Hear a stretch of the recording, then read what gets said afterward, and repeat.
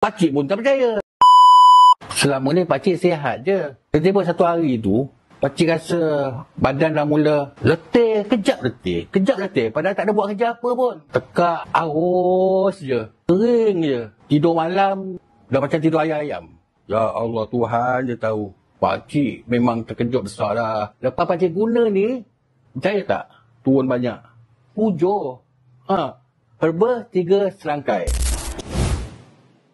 Oi. Susah memang susah banyak lah. Salah satu yang pakcik paling risau, solat. Berdiri lama pun rasa macam nak pitam. Sakit. Cik nak tanya juga, ni macam mana pakcik boleh jumpa herba 3 serangkai ni? Sebenarnya, pakcik pun tak tahu mana nak cari ni. Anak pakcik, dia nasihat pakcik, cubalah. Mula-mula memang pakcik tak percaya. Pakcik marah dia. Macam-macam ubat dah ada, kau beli lagi ubat ni. Anak saya pujuk saya, cubalah bah. Sebab nak ambil hati anak, pakcik cuba depan dia. Lepas tu bila pakcik amal, pakcik rasa berbeza. Barulah pakcik ucap terima kasih kat anak pakcik. Pakcik menyesal tu hari mula-mula pakcik tak ucap terima kasih kat dia. Pakcik tengok, ada hempedu bumi, pokok kelor, kunyit hitam, tongkat ali, macam-macam lah. Benda-benda yang elok dia letak sini.